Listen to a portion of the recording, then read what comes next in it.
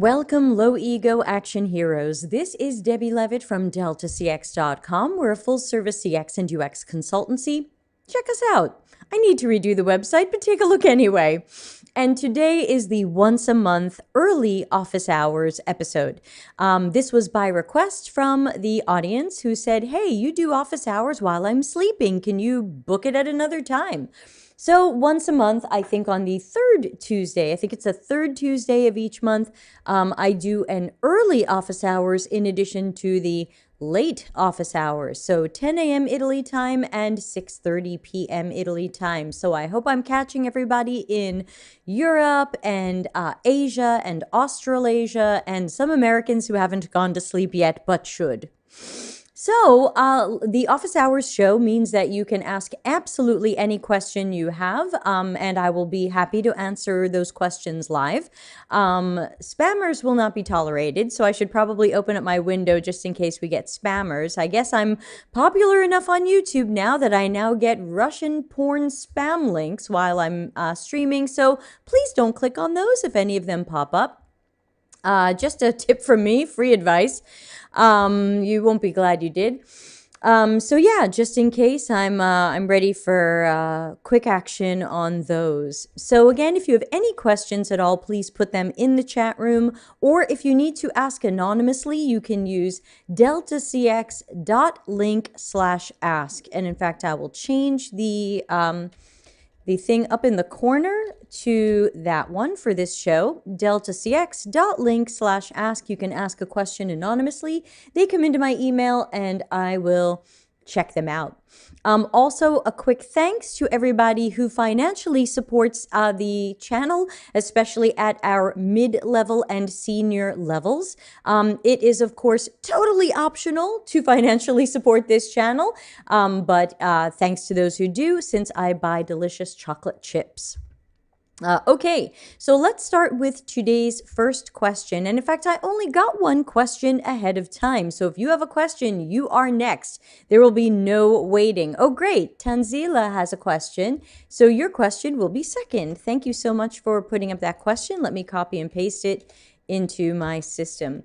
Okay, so our first question came in anonymously and it said, hello Debbie, can generative user research be done before a product or target audience is specified?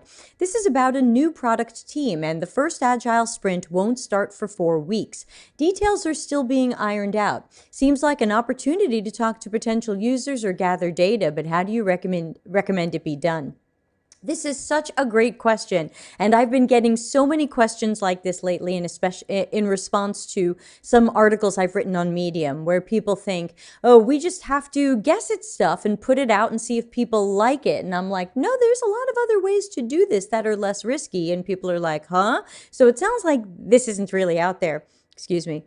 So, yes, you absolutely can do research ahead of time, and really you should, because you want to make sure the project is set up for success and going in the right direction. But that being said, I have a couple of questions. These questions are just circling over my head, and because I'm having a critical thinking explosion. Hold on, let's put up something for explosion. And so my question is, what was engineering going to build 4 weeks from now if we haven't done research yet? Are you saying that someone has already designed something and engineering is going to build it without having done any research, but now you're going to try to do some research and then what? Try to change the design? It doesn't sound like they've put time for that. And that's where I always talk about how UX needs to be involved in product and engineering planning and estimation. The problem is that this is a feature-oriented company, and so someone has an idea, we're going to build a thing and just keep going. Whereas task-oriented, and I've got a Medium article on this, we did a show on this. Again, if you ever have a topic in mind, just go to YouTube, type Delta CX and something I've said, and you'll see all the videos that are relevant. So go to Delta CX task oriented. You'll see task oriented and feature oriented.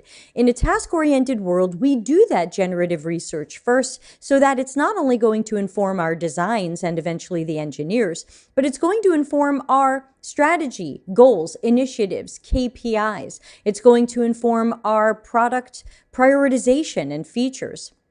So it sounds like someone there had an idea.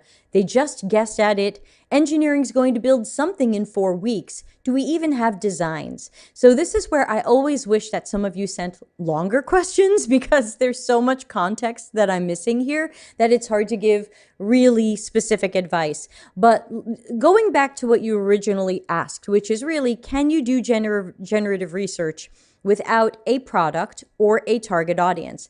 Absolutely, but with a little bit of a caveat there. So you can definitely do research when you don't have a product, because let's say, I'm just going to make something up. Let's say your company wants to build something related to making online classes easier to sign up for, but we don't have that product yet. We just know that we think we want to build something around there. That's the idea. Someone had an idea, online classes should be easier to sign up for. I'm making this up. It's a terrible idea, but let's use it as an example because I don't have